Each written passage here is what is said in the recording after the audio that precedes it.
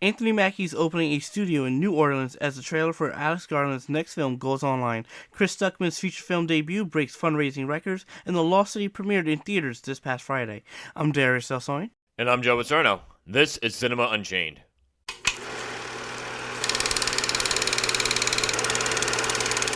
Alright, folks, like I just mentioned, this is Cinema Unchained. As per almost always, we have an action-packed show for you today. Now, before we talk about Anthony Mackie's new studio, don't forget to like, follow, share, subscribe, and hit the bell to get all notifications, whether you're on Spotify, iHeartRadio, Podchaser, and more. If you want to help out the show, please give us a 5-star review on whatever platform you can, and follow our social media pages that are listed in the description. Before we get into the trailer for the next film from Ex Machina director Alex Garland, Anthony Mackie, as it turns out, is opening up a 20-acre film and TV studio in the Big Easy, a.k.a. New Orleans, Louisiana. Wonderful actor, very talented guy. He's best known for playing Sam Wilson / the Falcon from the Marvel Cinematic Universe. I first saw the kind of talent that he has in the movie The Hurt Locker. He played Sergeant J.T. Sanborn, and if you ask me, he was robbed of an Oscar nomination for that film. An incredible film. Awesome performances across the board, and he is no exception to that trend. And this decision to open up a studio comes from his passion for producing. So, it's funny that that's the case because I never heard much about him producing, but maybe I got to do a little bit more of my own homework there.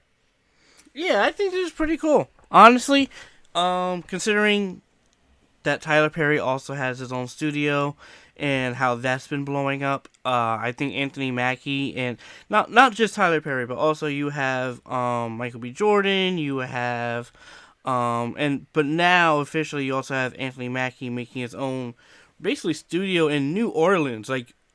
Great place for filmmakers too. I think even aesthetically, I think we've discussed this before, that New Orleans just has a certain texture to it that is very that's visually pleasing to see on the big screen.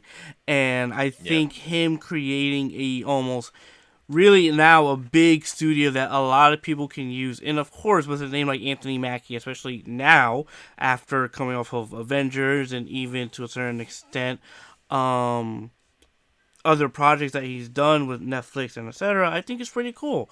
And I think that a lot of up-and-coming filmmakers, even in New Orleans, can really utilize this, whatever's the space that he creates, and hopefully some great wonders happens from it. Yeah. No, it's funny that you bring up Tyler Perry because he, of course, has his studio in Atlanta, and I'm noticing a bit of a trend here. There are certain film production incentives, like state and local incentives, that Louisiana has that brought in a lot of business to New Orleans. There was a time where New Orleans was considered the Hollywood of the South, really. And then something similar happened in the state of Georgia, where Atlanta is, and then same thing. A lot of new projects started coming into Atlanta. So I do think, especially in terms of, these film incentives, they do provide a positive impact in terms of economic growth for the film industry. And this is evident because the mayor of New Orleans actually backs Anthony Mackie's move in opening up a film and TV studio in New Orleans, basically arguing the same thing. Influx of productions will bring economic growth. And it's just funny, too. New Orleans really is an opportune spot because it's also ranked number 1 for small cities and towns to live and working as a filmmaker from Movie Maker Magazine's 2022 list. And anytime I think of other places that I'd want to live in as a filmmaker, New Orleans is one that usually comes to mind. And it's been a place I've been wanting to visit for a while. And even just to build on your point too, it's very, like I said, there's a certain visual and aesthetic charm to it that I think a lot of people see, and they're looking to take advantage of it. And honestly, who could blame them? Exactly. And, considering that, Atlanta, Georgia is also in the South, and, in New Orleans has just so much history, in its own city and how it was built and, the stuff that has come about it. And I think that, just more filmmakers, more opportunities for up-and-coming ones, new ones, coming in to make the projects they want, and with a person on the caliber like Anthony Mackie, who has succeeded in Hollywood on a lot of levels, basically bringing that to, small town filmmakers. I think it's pretty cool. Now, I'm not saying small town as in they don't have a lot of money or whatever it may be, but just the ones that really want to make a good story. All right, so I got an interesting question for you, and maybe it's a bit of a two-parter. If you had to choose between living in Atlanta or living in New Orleans, which one would you go with? Atlanta or New Orleans? Yep. Oh man, that's tough. That is tough. Probably New Orleans. Different vibe. New Orleans? Yep. Different vibe, different energy. Maybe New Orleans. Maybe. That's a maybe. I'm not entirely too sure, but like I said, visually New Orleans is just astounding to me. So I'll probably want to give it a shot because of that. But I still want to get into the nitty-gritty of things in that city, Yeah. I feel like as a young single man, I feel like New Orleans. I'd probably want to live in as opposed to Atlanta. I guess it's thinking really far ahead. To build a life and raise a family. Gonna be honest, that one I don't know. But I guess now, okay, if I'm 25 years old, if I had to drop everything and move to either one of those cities, it'd probably be New Orleans. But if you had to pick one to live in as a filmmaker, to live and work in as a filmmaker, New Orleans versus Atlanta, which one are you going with? Then I'd probably... again, that's another tough one because New Orleans is just... Oh, man. And Atlanta is already booming in itself. Maybe Atlanta because it's already booming, but at the same time, I would want to try and at least give New Orleans a shot. Or at least I would travel to New Orleans for productions. Possibly. That's interesting. Yeah. Yeah, out of the two, it's weird. I don't know which one I'd want to live in more as a filmmaker because it's weird. Atlanta seems to be both of them are obviously film hubs. Atlanta seems to be a bigger one. So on one end it's just maybe I'll get more work here. But maybe with New Orleans, it's easier for you to break out and stand out. That too, exactly. So, it'd be nice if I came up with a question on the spot that I had a definitive answer to, right? So I don't know. I guess maybe New Orleans to live as a filmmaker too, because I feel like there's more scenery to take advantage of there. And maybe I'm wrong, but I feel like in terms of Atlanta versus New Orleans, I should probably visit both before I make this declarative statement. But I feel like New Orleans has more of its own distinct character to it, as opposed to Atlanta. But again, maybe I'm wrong. Yeah, exactly. But needless to say, I think this is awesome. And again, I say, Anthony Mackie, keep going, keep building, keep inspiring. This is awesome. So, yeah, I'm in the same boat as you there. So for everybody, thoughts on Anthony Mackie's new studio? Do you think it's a wise move to pick New Orleans of all places to build this new studio? Do you think he should have gone somewhere else? Do you support this move and who he is as an artist and basically how he's done in his career? Leave your thoughts in that comment section wherever it is that you can. We really do want to hear exactly what it is that you guys have to say. Another trailer was released for the next film from Alex Garland, the director of Ex Machina and Annihilation, both of which are terrific films, and it's called Men. And it follows a woman as she goes on a vacation by herself following the recent death of her ex-husband, and the stars recent Academy Award nominee Jessie Buckley. And here's the thing too, they had the teaser trailer that didn't give you as much a month or two ago, and then the Oscar nominations came out, and then she was nominated for her Best Supporting Actress for The Lost Daughter.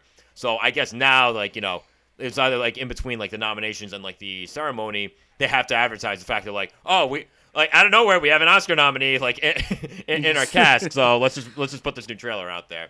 But honestly, this looks really interesting. It feels very unsettling, and I just don't know where this is going to go. Yeah, oh man, the second I saw Alex Garland's name on the screen, I was like, oh, I'm in. I love Ex Machina. I love Annihilation. I know not a lot of people were keen on Annihilation, but I did. And so and I like the show Devs on Hulu. I like how intricate his mind can work sometimes when it comes to sci-fi related themes and everything. And so seeing that Men, again, this isn't necessarily sci-fi, but it's this thriller. It's like a psychological thriller, and I think it's so fascinating. And I'm curious to see his direction, just where this film is going to go. Because again, this trailer, I don't know what's happening, and this is in a good way because I can't tell. And if I can't predict something, I'm very intrigued. So I'm really interested to see Alex Garland's Men coming to theaters, and you best believe I'm seeing this in theaters. Yeah, same. Yeah, same here. I don't know if it's going to be anywhere else outside of theaters, but I can't imagine wanting to watch this anywhere outside of theaters. And the thing about Men too, when it comes to the rest of his career, like obviously Alex Garland has a solid track record. Ex Machina and Annihilation again are just terrific films. It's weird. Men seems different from his other films because again, the other two films like place the heavier emphasis on the whole sci-fi genre, whereas this, and again, maybe if we watch the movie, we'll see more sci-fi elements, but I didn't get that vibe as much from this film. Like you said, more psychological thriller seems to be a great way to put it, and it's odd. It feels different from his other films, but at the same time, it seems like something that's up his alley already. Yeah, and I think one of the reasons is because, or not really a reason, but when you look at even Ex Machina, because that's one of my favorite sci-fi films, and when you look at that, yes, it is a sci-fi film, obviously because you're dealing with androids, but I also consider that a thriller, and really a psychological thriller, because the whole point of the Turing test is that you don't know if you're in one. You don't know if you are part of a test or anything like that. You're figuring out what is real and what's not real. What is she doing that is fundamentally manipulating and etc. And so when you think of it from that perspective, he's kind of done psychological thriller. He's kind of done films in a way that is unnatural and unsettling, even Annihilation, visually just how you see sometimes in that other world or the other side is basically almost a refraction of life itself and how it kind of unfolded on itself, and you kind of see that, even the death and everything like that in that film, and cloning. I could go on about Annihilation, but again, it's like he's kind of done this unnatural, unsettling vibe and this thriller, really in a sense, just in a sci-fi way. And if you notice too, like what he's done as far as like the thriller end of things, right? Like a lot of times when I think of thriller, I think of things like moving quickly, right? But at the same time, his thrillers tend to be very slow and suspenseful. He's terrific when it comes to suspense. And this movie again feels something that's very much in the vein of his other films. Oh yes, and so like I said, Men just looks so interesting. I'm really curious to see just the direction he takes. And like you said, maybe it does go a bit sci-fi, because I know he has said in interviews that he's a big sci-fi fan, and when he approaches sci-fi, he wants to do something very different and very out there that isn't your usual science fiction that we see today with the explosions and lightsabers and all that. So... yeah. I'm heavily interested. I like him as a director. I like him as a visionary, and even a writer. Like I said, Ex Machina is one of my favorite sci-fi films. And so I'm really curious to see what he does with this movie with the title Like Men. Yeah, I know, right? But yeah, no, I love how I have no idea how this is going to go. I have no idea where this is going to end up. And I don't know where this is looking to go either. You know what I mean? Because, like, again, like, every story has a character that's looking to achieve something, but, like, the suspense is that, like, okay, does that character actually achieve something? Does that character actually get there? I don't even know where this is looking to go. So that just makes, like, the unpredictability of this all, it just makes it that just more enticing, and it's just making me looking forward to this even more. This goes into theaters May 20th, and I think it's weird, like, around like that time, like maybe a little bit before, like that's when like the summer movie season like really starts to heat up. So I think this will be a great foray into the summer season. So for everybody, will you all be seeing this? And it's kind of odd because it's weird. Like certain movies of his, or really like from the other movies that we've discussed from him, I can understand like why someone else wouldn't be interested, because there's like a very cerebral and, like you said, unsettling nature to them. So if someone else wouldn't want to see this, I would understand. But just for everybody, let us know your thoughts. Before I ramble on for too long, just let us know your thoughts. Are you actually going to be seeing this? Did you get a chance to check out this trailer? If you haven't, I highly recommend it. Leave your thoughts in the comment section wherever it is that you can. All right, now before we get into YouTuber Chris Stuckmann's feature film debut, don't forget to like, follow, share, subscribe, and hit the bell to get all notifications, whether you're on Apple Podcasts, Pandora, YouTube, and so much more. If you want to help out the show, please give us a 5-star review on whatever platform you can, and follow our social media pages that are listed in the description. All right, now, before we review The Lost City, Shelby Oaks is an upcoming horror film about a group of missing paranormal investigators that has become the most funded horror film project on Kickstarter after the campaign started only a few weeks ago. The campaign recently soared past $1 million raised. And the film itself, Darius, I don't know if you know, do you know like the sort of styles that they're going to be using in this? Because they are actually going to be using like a combo of documentary style, found footage, and traditional film styles. So that that's a word, mesh mixed with mix. That mix of style, that alone is enough to get me excited, considering the fact that this story already seems really creepy, and I feel like putting all those together will find like a great way to be cinematic, but at the same time feel very real and feel very lifelike, and just make it that much more unsettling. Yeah, this is amazing. You know, if anyone who's been following Chris Stuckmann, obviously you know he wants to be a filmmaker, and etc. And he has a YouTube channel where he reviews films and everything like that.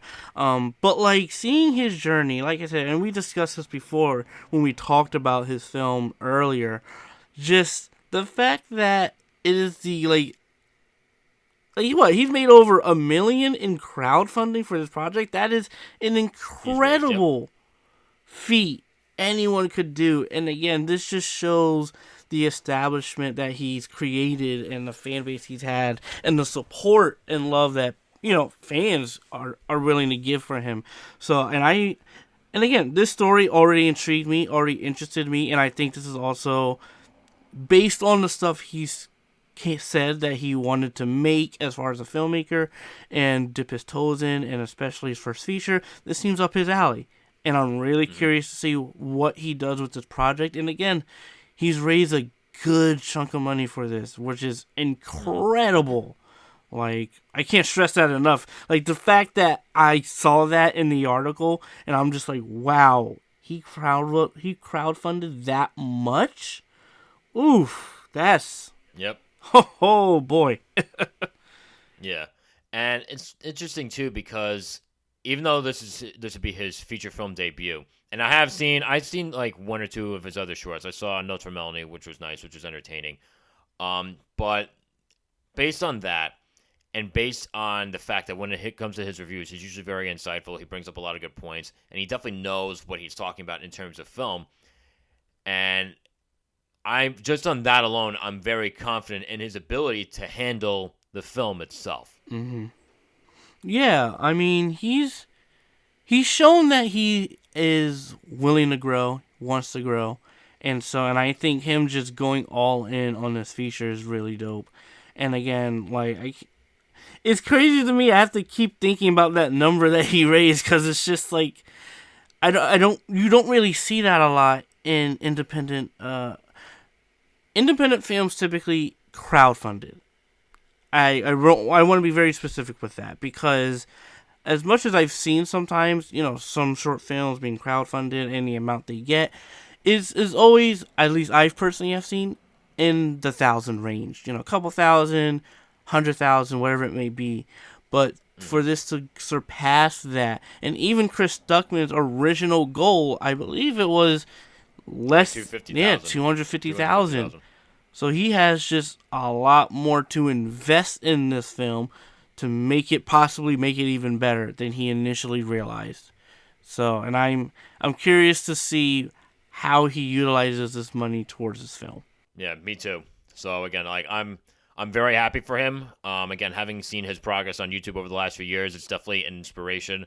Especially I'm gonna, for guys like us who, we have this podcast. I know we want to be, get more into filmmaking or like, just have more resources to make, more films and just get out there even more. So the fact that he's been able to do that just, after growing his YouTube channel the way he has over the last few years, congrats to him. I'm happy for him. And, yeah, hook us up, Chris. When with whoever you're in with now that got you this or that, got you where you are on YouTube, we got good ideas. So if you're listening to this, don't be shy. But seriously, like somewhat kidding aside, like congratulations to him. And I'm very much looking forward to seeing the film. Does the film have a release date yet? I don't think so. I don't think so, no.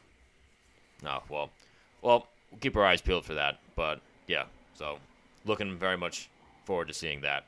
And again, for everybody, when we talk about Chris Stuckmann, do you know who we're actually talking about? Or, like, did you at least know who we were talking about before we got into this?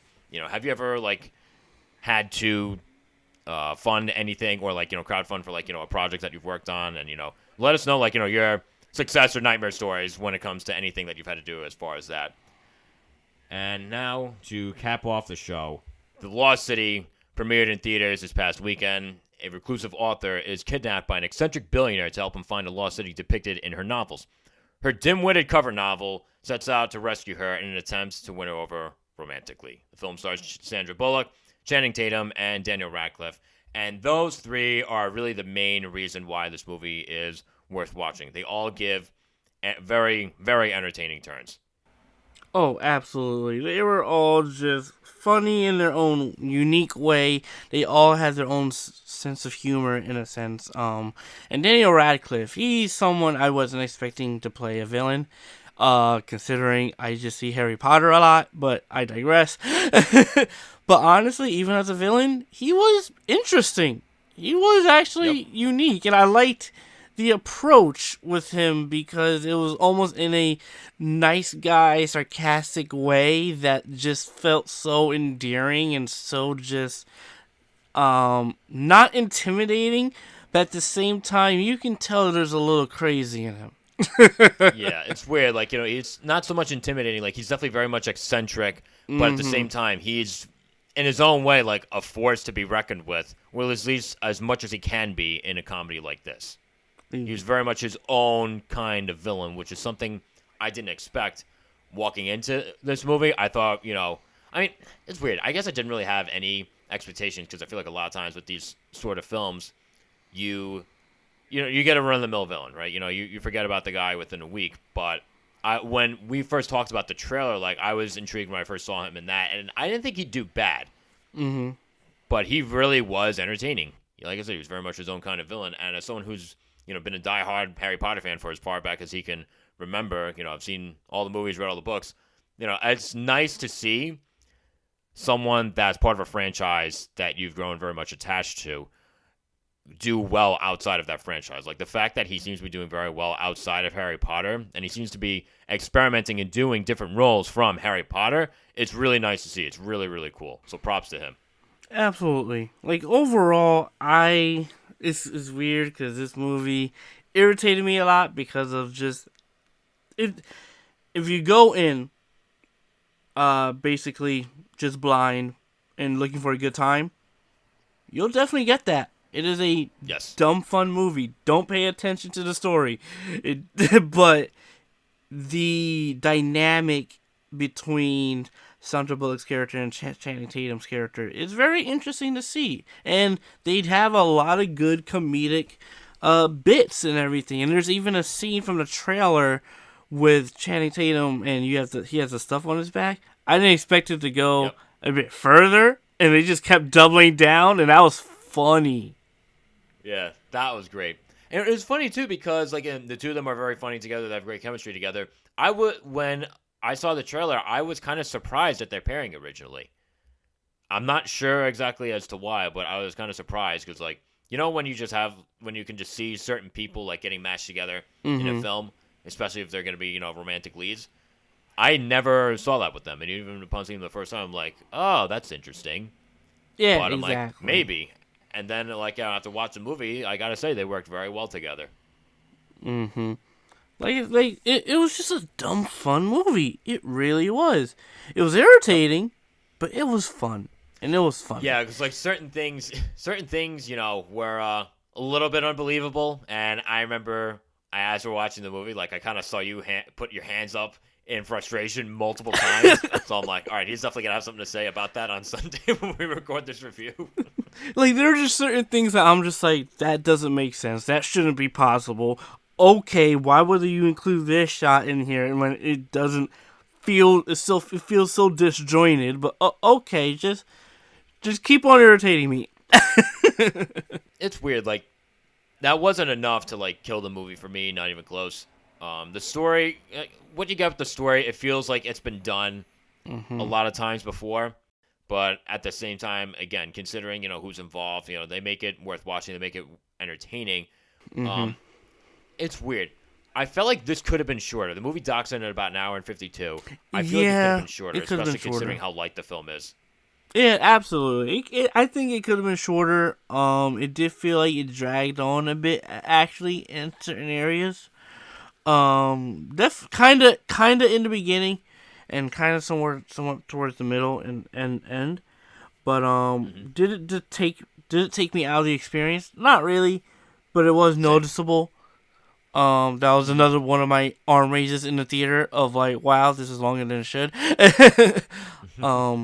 But again, it's that thing where it's like, do I think it's a great movie? No. But if you just want to have a good time, yeah, watch this. Yep. And here's the thing, like, I went into this movie with that exact sentiment, and I got exactly what I wanted. Exactly. Like I said, the story itself doesn't really reinvent the wheel. Things were fairly predictable, which again, like, maybe that's why part of why it could have been like just a little bit shorter. But again, nothing to like really drag this movie too much by any stretch of the imagination. Yep, absolutely. So, I mean, that's the most I could really say about this film is that it's dumb fun. I would recommend it if you want to just have a good old time with some popcorn and some pals. Yep. With some popcorn and some pals. Oh, it's magical there. Wow. Okay, not like that, bro. Yeah, I was going to say. I know. I didn't know I was co-hosting with Shakespeare over here. Wow. There's the fucking Nicholas Sparks here. My goodness. You freaking bastard. Oh, boy. All right, folks. Did any of you actually get a chance to see The Lost City? If you haven't, I recommend it. Maybe seeing it on, like, a discount night, or if you have the A-list thing where, you don't really have to pay extra other than the monthly subscription. Definitely check this one out. It's a good time. Maybe it could work as a date movie, but what the hell do I really know? I took someone to see Gone Girl back when I was in high school, so what the hell do I really know about date movies? So leave your thoughts on this film wherever it is that you can. And that's pretty much all we got for you today. Don't forget to like, follow, share, subscribe, and hit the bell to get all notifications whether you're on Google Podcasts, Listen Notes, the Podcast Index, Stitcher, and more. If you want to help out the show, please give us a 5-star review on whatever platform you can, and follow our social media pages that are listed in the description. And tune in next week for our review of Morbius, starring the one and only Jared Leto. We'll see you then. Gone Girl. Yeah, that must have been an interesting conversation afterwards. Oh boy, it was something. It was something. Not one of my best decisions.